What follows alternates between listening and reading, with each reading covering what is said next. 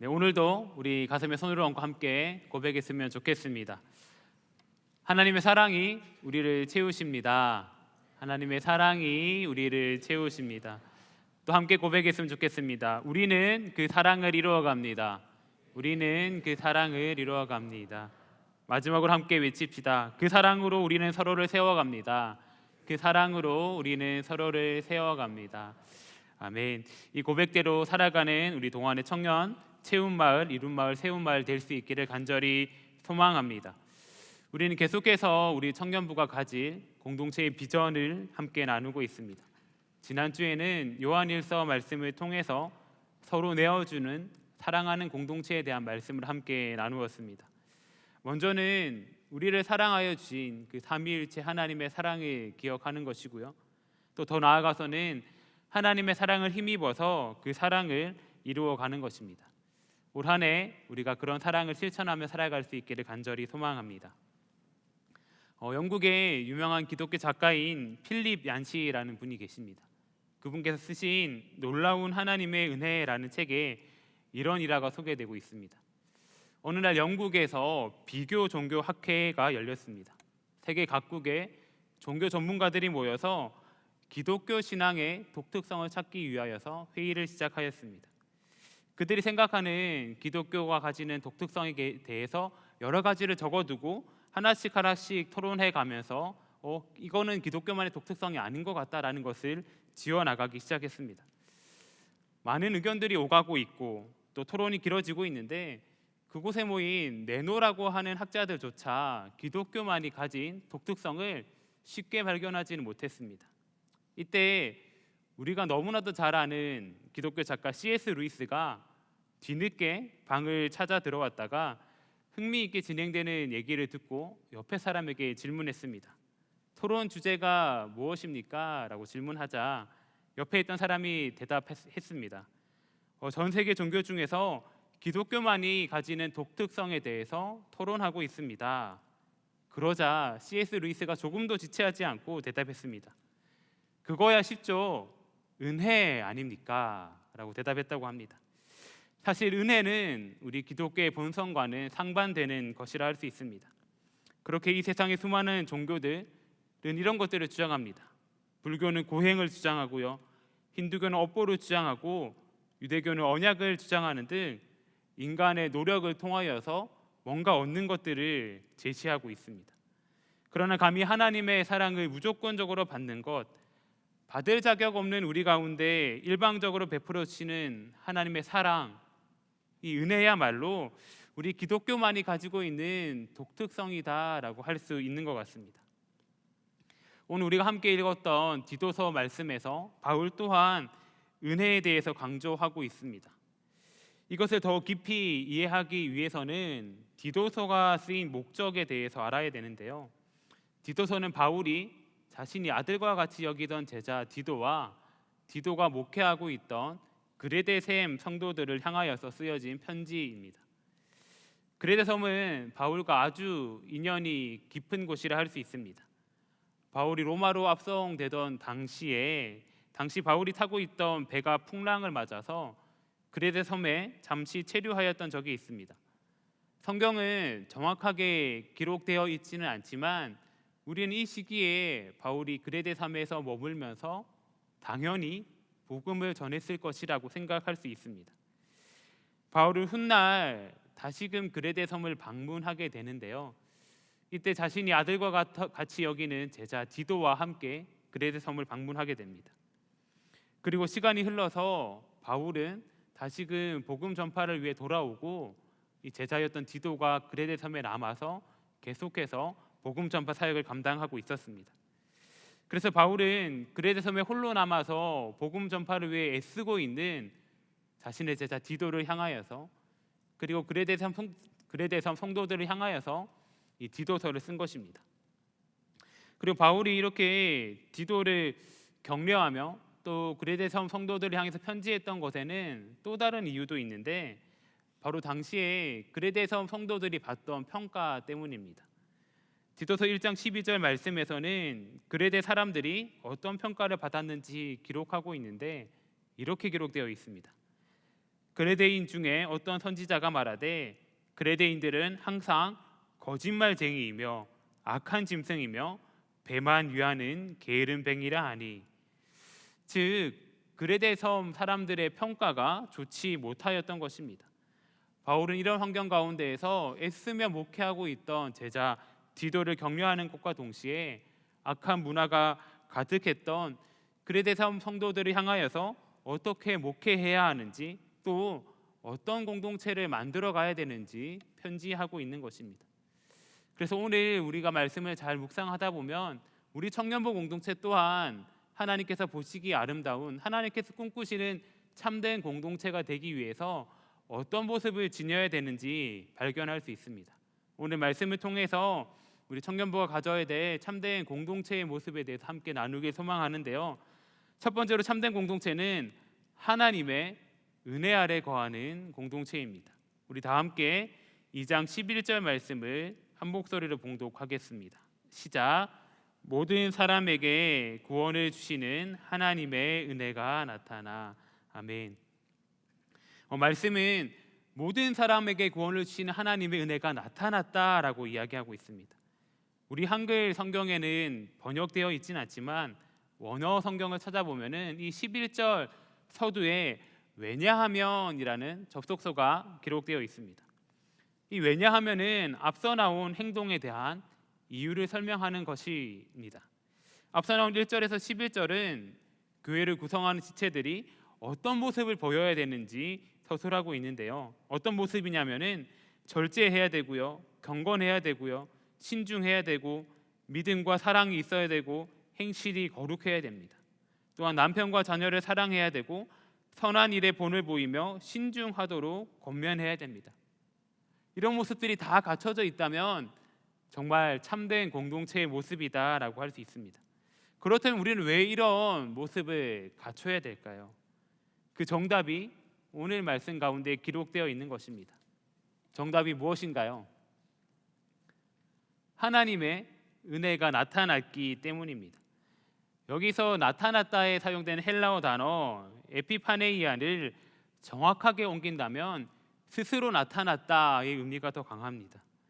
그래서 성경에서도 오직 예수님과 관련된 본문에서만 이 단어를 사용하고 있습니다. 우리의 어떠한 것에 대한 반응이 아니고요, 우리의 노력이나 우리의 어떠한과 상관없이 이 하나님의 은혜가 스스로 나타나게 된 것입니다. 하나님께서 주시는 이 은혜가 우리 가운데 스스로 나타나게 된 것입니다. 우리는 흔히들 나의 노력으로 은혜를 받는다는 착각을 참 많이 하는 것 같습니다. 내가 기도했더니 은혜 받았어. 내가 찬양했더니 은혜 받았어. 내가 열심히 예배드리고 열심히 말씀 받더니 은혜를 받았어 생각하기도 합니다. 그러나 은혜는 그런 것이 아닙니다. 나의 어떠함 때문이 아니라 하나님의 은혜가 스스로 나타나서 우리 가운데 보여진 것입니다.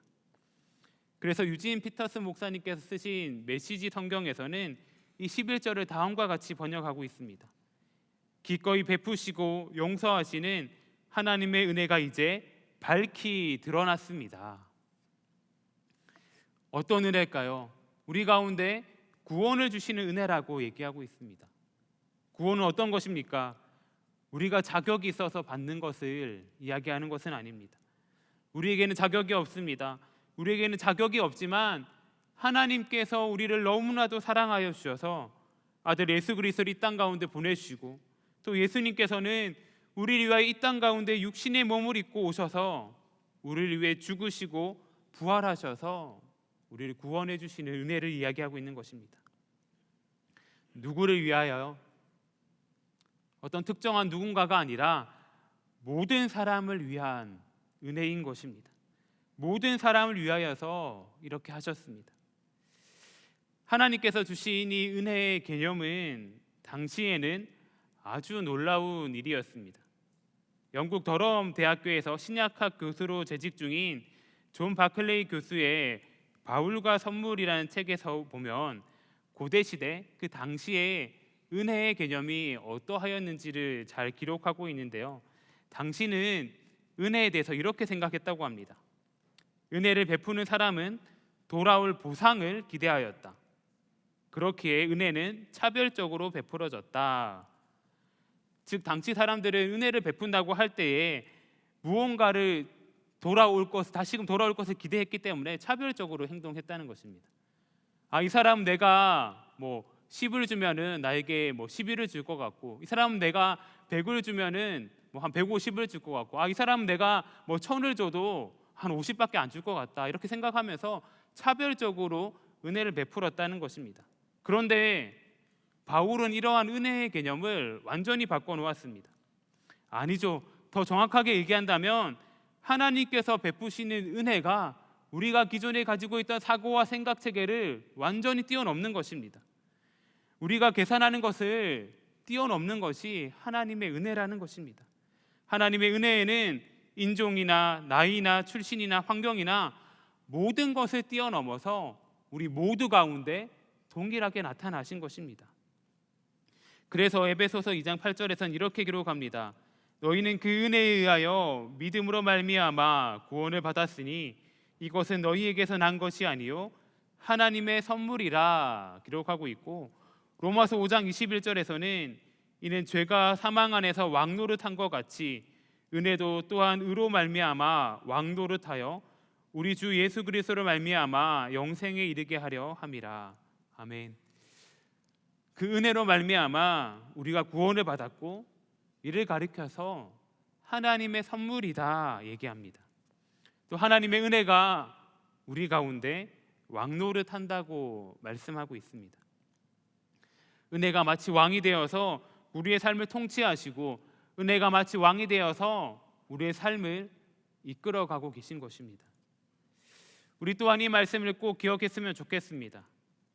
우리가 이 땅을 살아가다 보면 참 많이 마주하는 가치들이 있습니다. 마치 세상의 가치를 따라 살아가는 것만이 이 땅에서 더 잘 살 수 있을 것 같고, 더 부유한 삶을 살 수 있을 것만 같이 이야기하는 세상을 살아가고 있습니다. 그러나 말씀은 세상의 기준은 버려버리고 은혜 가운데 살아라, 은혜에 이끌림 받는 삶을 살아라 라고 얘기하고 있습니다. 오직 은혜만 따라가며 하나님만 따라가는 삶을 살 수 있기를 간절히 소망합니다. 그렇게 은혜를 따라가는 삶을 살아간다면 우리도 자연스럽게 은혜를 베푸는 삶을 살아야 할 것입니다. 은혜를 베푸는 삶을 살아간다면 우리 또한, 우리가 속한 모든 것 또한 은혜의 공동체가 되어 갈 것입니다. 우리 청년부가 이런 은혜의 공동체가 될 수 있기를 간절히 소망합니다. 나만 생각하는 것이 아니라 하나님께서 내게 은혜를 베풀어 주셨듯이 나 또한 은혜를 베푸는 삶입니다. 박대용 목사님의 디도여 교회를 부탁하오라는 책에서는 은혜의 공동체를 이렇게 설명하고 있습니다. 교회는 은혜의 공동체입니다. 죄인들의 사랑은 은혜의 사랑입니다. 맨날 잘하겠다고 해놓고는 잘못하고, 용서하겠다고 해놓고는 용서 못하는 인간들이 모인 곳이 교회입니다. 그러니 은혜가 아니면 같이 모여 살 수가 없습니다. 가족이기 때문에 은혜를 베풀어야 하지만 은혜를 나누기 때문에 가족으로 남을 수 있습니다. 이 목사님의 말씀과 같이 우리 청년부가 먼저는 우리 가운데 베풀어 주신 하나님의 은혜를 기억했으면 좋겠고요. 또 그 은혜를 실천함을 통하여서 가족과도 같은 은혜의 공동체를 만들어 갈 수 있기를 소망합니다. 은혜 아래 거하면서 은혜를 실천하는 삶을 살 수 있기를 간절히 소망합니다. 참된 공동체 두 번째는 은혜의 양육을 받는 공동체입니다. 우리 다 함께 12절 말씀을 한 목소리로 봉독해 보겠습니다. 시작. 우리를 양육하시되 경건하지 않은 것과 이 세상 정욕을 다 버리고 신중함과 의로움과 경건함으로 이 세상에 살고. 아멘. 여기 말씀에서 양육하시되로 번역된 헬라어 단어 파이디오는 어린이와 함께 있다라는 원의미를 가지고 있습니다. 그래서 그 의미가 확대되어서 어린아이를 가르치다, 바로잡다 등의 의미로 사용되었습니다. 그런데 여기서 말하는 가르침은 일반적인 지식을 알려주는 것을 이야기하는 것이 아닙니다. 일반적인 학문을 배울 때는 디다스코라는 또 다른 단어가 사용되었습니다. 이에 반해 오늘 본문에서 사용되었던 이 파이디오는 인격과 사람 됨됨이를 포함한 모든 것이 성숙할 수 있도록 부모가 자녀를 훈계하고 양육한다는 의미가 있습니다.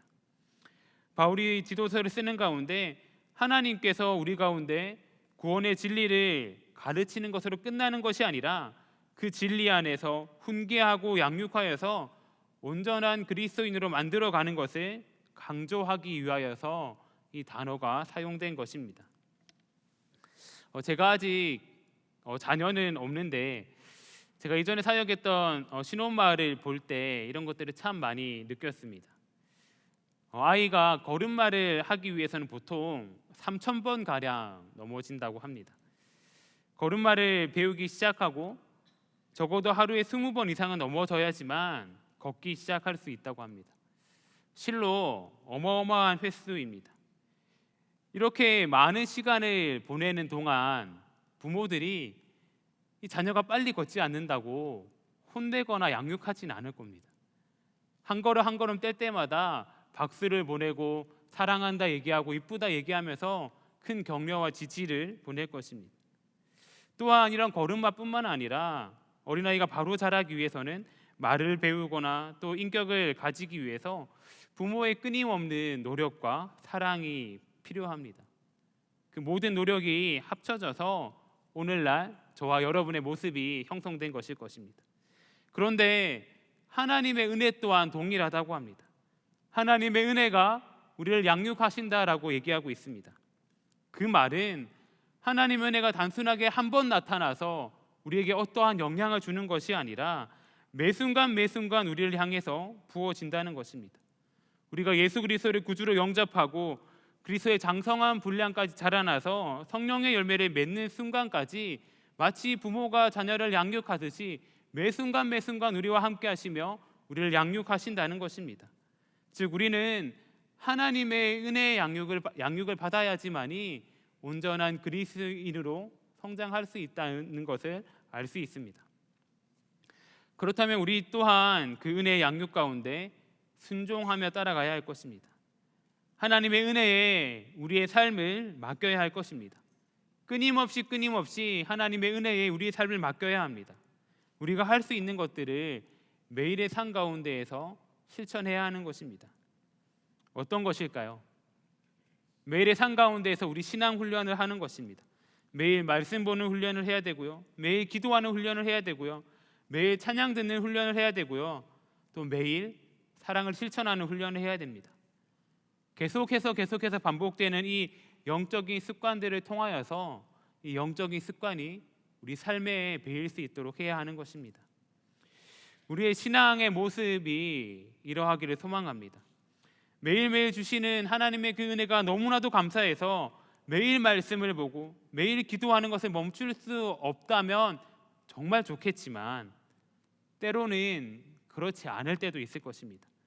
그렇지만 우리가 매일 기도하고 매일 말씀 보고 매일 찬양하는 것을 연습한다면 지금 당장의 눈으로 보기에는 우리 신앙이 성숙하는 것처럼 보일 수 있지는 않겠지만 어떤 의미가 있는지 하는 생각이 들 수 있겠지만 이것들을 계속해서 하다 보면은 어느새 성장해 있는 나의 신앙의 모습을 발견할 수 있을 것입니다.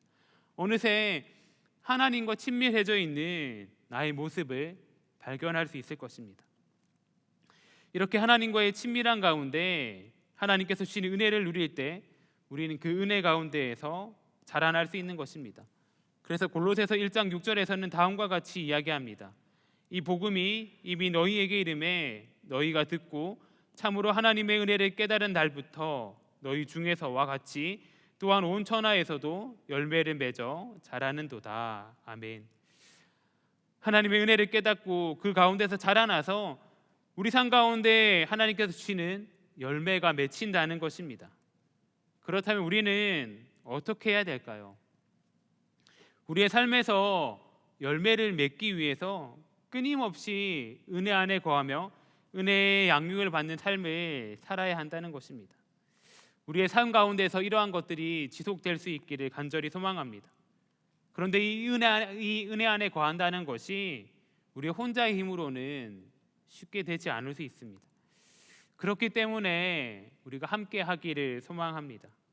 우리 각 마을 카톡방 또 셀 카톡방을 통하여서 함께 말씀을 묵상하고 나누길 소망합니다. 또 우리 셀 리더분들은 임쓰리 모임을 통하여서 GBS에 적극 참여하길 소망합니다. 그리고 받은 말씀들을 셀 모임을 통해서 함께 나누어야 합니다. 또 무엇보다도 예배에 목숨을 걸 정도로 열심을 다해 예배에 참석하고 예배 드려야 하는 것입니다. 이러한 모든 행동들이 종합되었을 때 하나님의 은혜가 우리 가운데 충만하게 임하시며 하나님의 은혜가 우리 삶을 이끌어가게 되는 것입니다. 이렇게 은혜 가운데 거하는 삶을 살고 은혜가 우리의 삶을 이끌어가도록 할 때에 우리는 진정으로 하나님 보시기에 아름다운 공동체의 모습을 만들어갈 수 있습니다. 우리 함께 디도서 2장 12절 말씀을 한 목소리로 봉독하시겠습니다. 시작.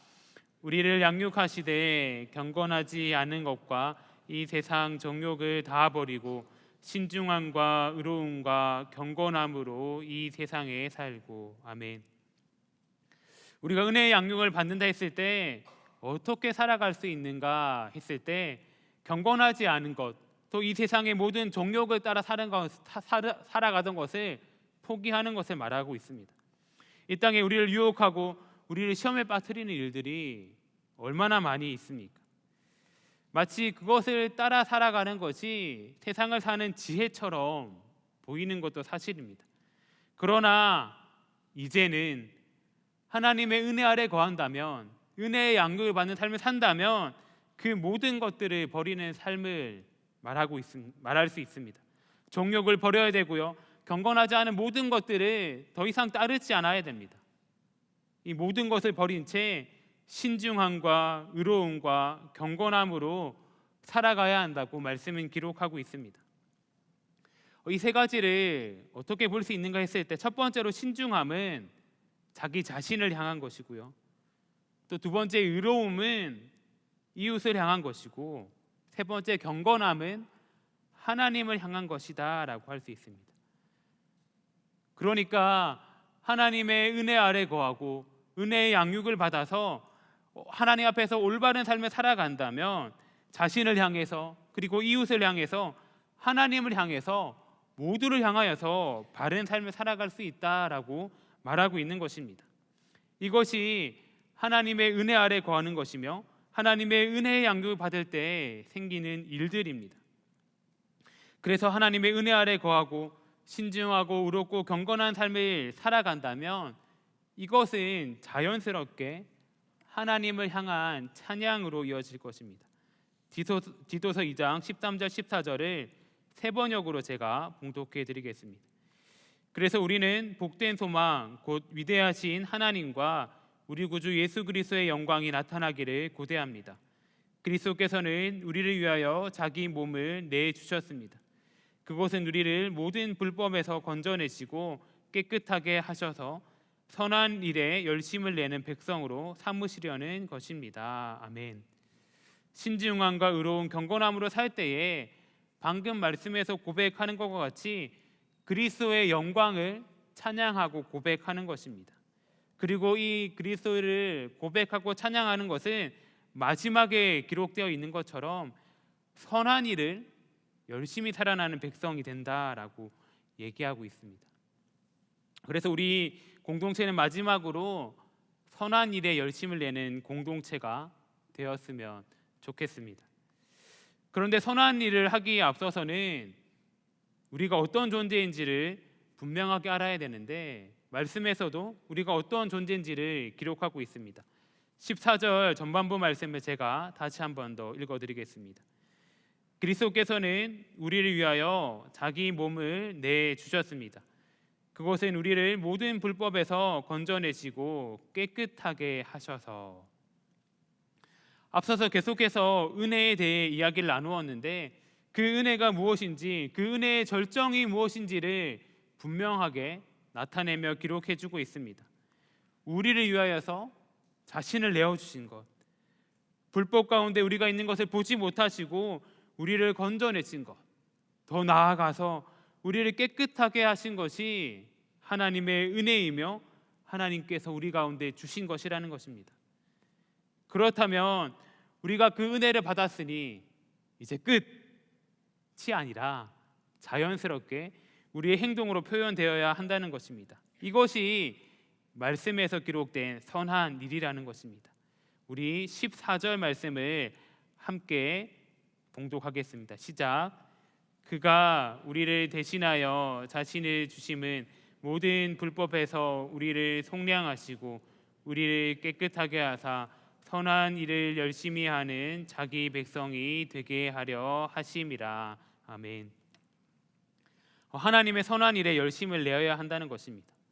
여기서 말하는 선한 일은 단순하게 윤리적으로나 도덕적으로나 착한 일을 의미하는 것은 아닐 것입니다.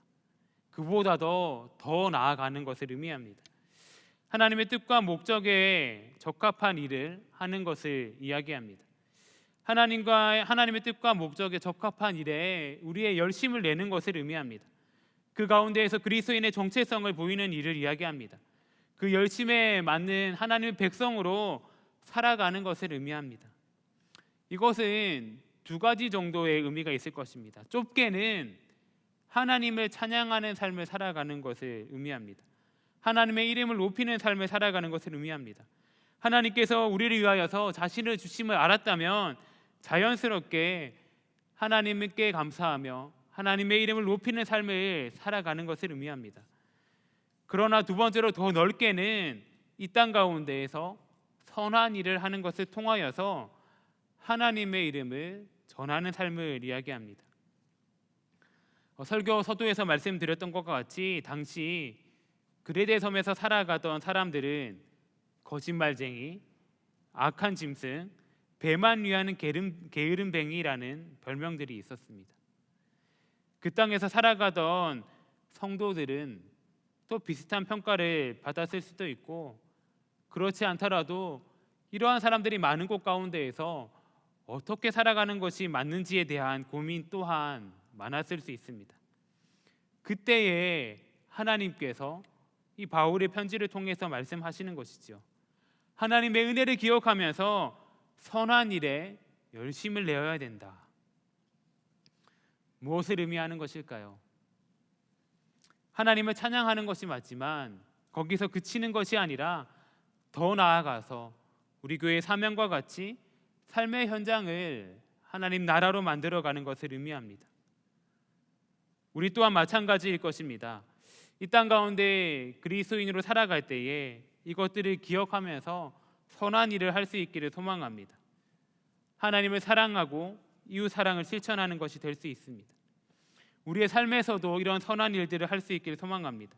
직장 가운데에서도요, 학교 가운데에서도요, 나의 행동을 통해서 예수님이 전해질 수 있기를 소망해야 됩니다.